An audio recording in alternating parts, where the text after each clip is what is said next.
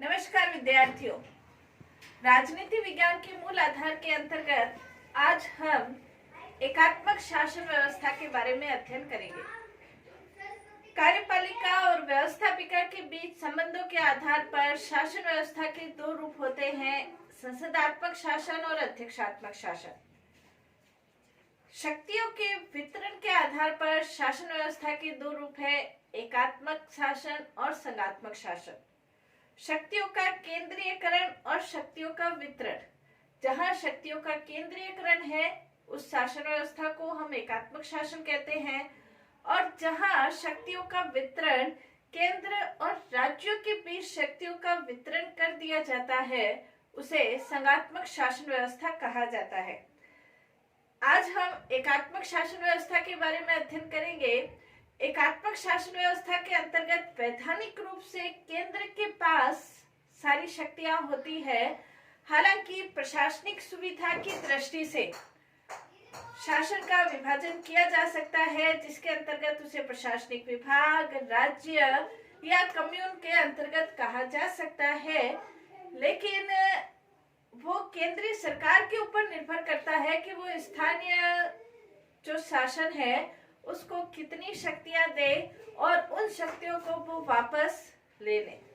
ये सब कुछ केंद्र सरकार के ऊपर, यानी कि केंद्र सरकार के पास संप्रभु शक्ति है और केंद्र सरकार ही स्थानीय सरकारों को, चाहे वो कम्यून कह दो, राज्य कह दो, चाहे प्रशासनिक विभाग कह दो, उन शक्तियों को देती है। अगर विश्व के अंतर्गत देखा जाए तो अधिकांश देशों के अंतर्गत एकात्मक शासन व्यवस्था विद्यमान है, जैसे इंग्लैंड के अंतर्गत, नॉर्वे के अंतर्गत, जापान, हॉलैंड, इटली, इन सभी राज्यों के अंतर्गत एकात्मक शासन व्यवस्था विद्यमान है। एकात्मक शासन व्यवस्था के अपने अनेक गुण हैं, जिसके कारण से एकात्मक शासन व्यवस्था को इन राज्यों के अंतर्गत लागू किया गया है। अगर हम गार्डनर की कोटेशन देखें तो गार्डनर ने ये कहा है, यह शासन की वह प्रणाली है जिसमें संविधान केंद्रीय शासन के एक अथवा एक से अधिक अंगों को पूरी शक्ति प्रदान करता है। संविधान केंद्रीय शासन के एक अथवा एक से अधिक अंगों को पूरी शक्ति संविधान के द्वारा प्रदान की जाती है और इन्हें स्थानीय सरकारों को अपनी सारी शक्ति तथा अपना अस्तित्व केंद्रीय सरकार के द्वारा ही प्राप्त होता है। तो ये एकात्मक शासन व्यवस्था कह सकते हैं। कहने का तात्पर्य, संविधान के द्वारा केंद्रीय सरकार के पास शक्ति विद्यमान होती है प्रदान की। शासन व्यवस्था के यदि हम लक्षण देखें कि एकात्मक शासन व्यवस्था के क्या लक्षण है, क्या विशेषताएं हैं, तो इसके अंतर्गत हम कह सकते हैं संविधान के द्वारा सारी शक्ति केंद्र को प्रदान की जाती है।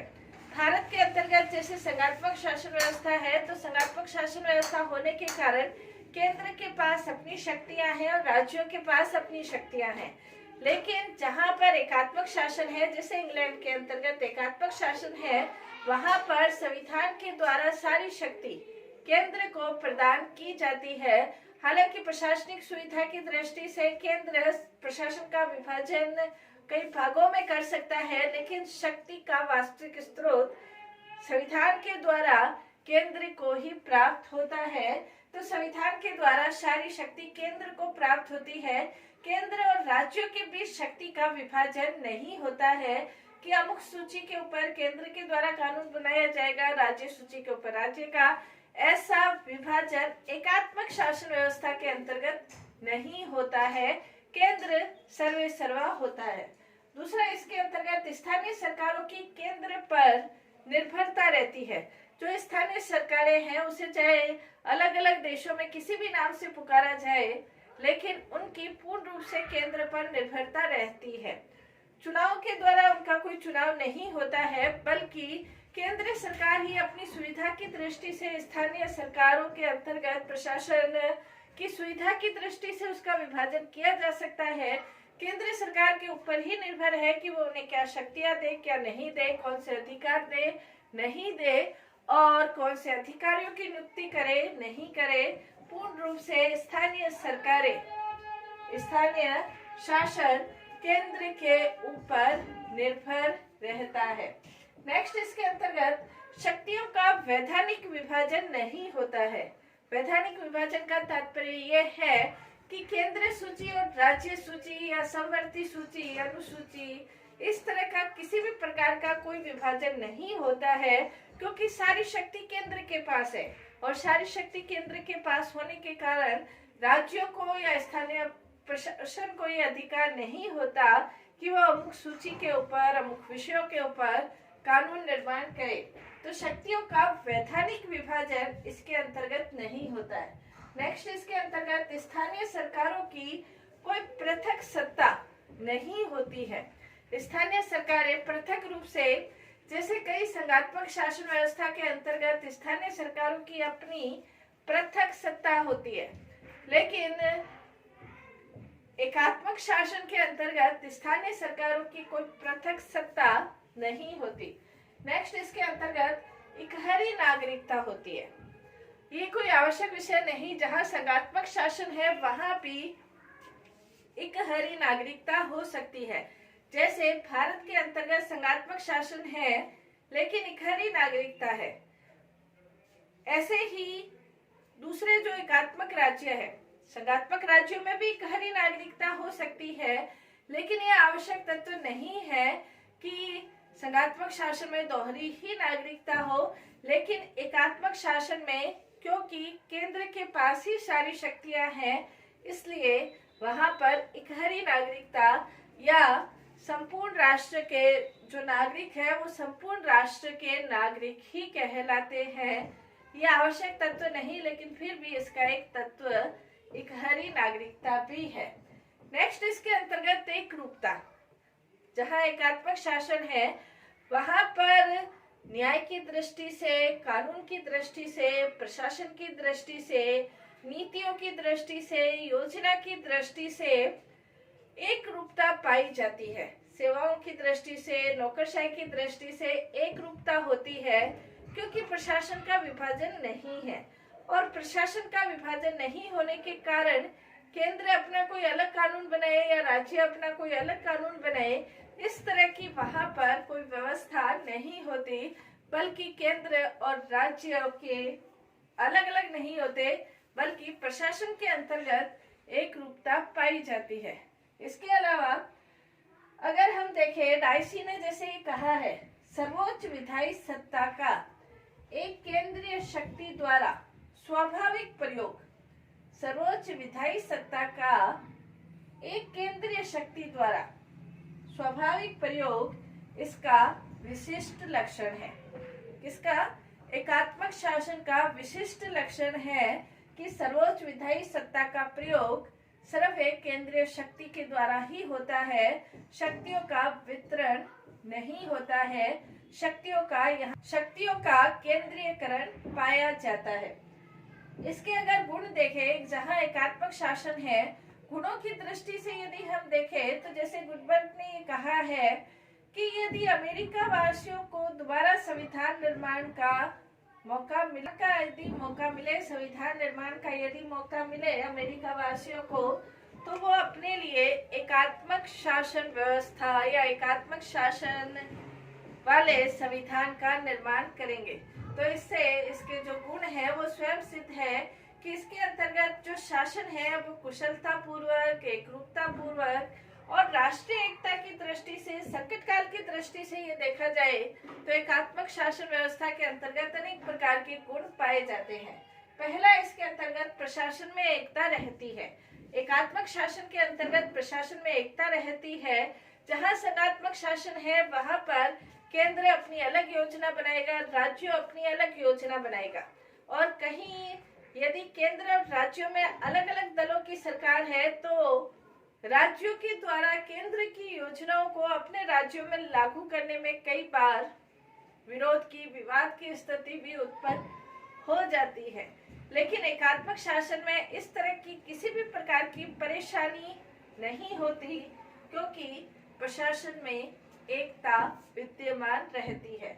एक नीति, एक कानून, एक न्याय, एक व्यवस्था, एक कर्म है। प्रशासनिक शक्ति संपन्नता, एकात्मक शासन व्यवस्था के अंतर्गत प्रशासनिक शक्ति संपन्नता रहती है।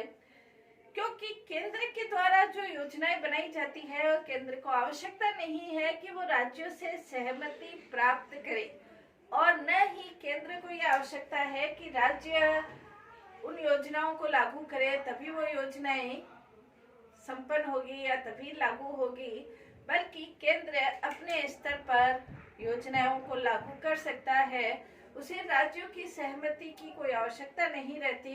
किसी भी प्रकार की नीति निर्माण के लिए, योजना के लिए, कानून बनाने के लिए, विकास के कार्य करने के लिए, प्रगति के लिए केंद्र सरकार ठोस कदम उठा सकती है। इसलिए प्रशासनिक रूप से केंद्र के द्वारा शक्ति पूर्वक कार्य किया जाता है, संप्रभुता पूर्वक कार्य किया जाता है, क्योंकि सारी शक्तियां केंद्र के पास है। नेक्स्ट, इसके अंतर्गत वैदेशिक संबंधों का कुशलता पूर्वक संचालन किया जा सकता है।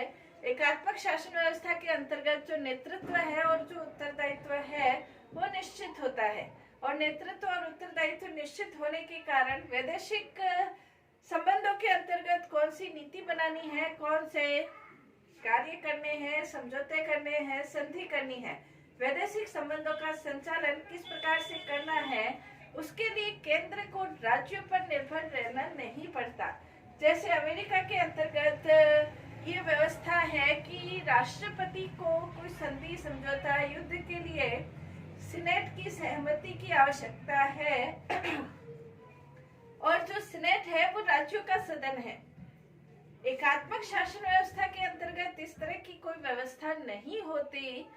केंद्र संप्रभु है, पावरफुल है, शक्ति संपन्न है, इसलिए वैदेशिक संबंधों का संचालन कुशलता पूर्वक केंद्र के द्वारा किया जा सकता है।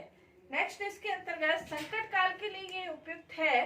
संकट काल के लिए इसलिए उपयुक्त है क्योंकि संकट के समय एक त्वरित निर्णय की आवश्यकता होती है, उत्तरदायित्व की आवश्यकता होती है, और त्वरित निर्णय के लिए एकात्मक शासन बहुत सफल शासन है, और इसीलिए भारत में संघात्मक शासन व्यवस्था को तो ग्रहण किया गया है, लेकिन चूंकि संकट का सामना करने के लिए एकात्मक शासन अधिक सक्षम है, इसलिए संकट की स्थिति का सामना करने के लिए भारत में जो शासन व्यवस्था है वो एकात्मक स्वरूप ग्रहण कर लेती है।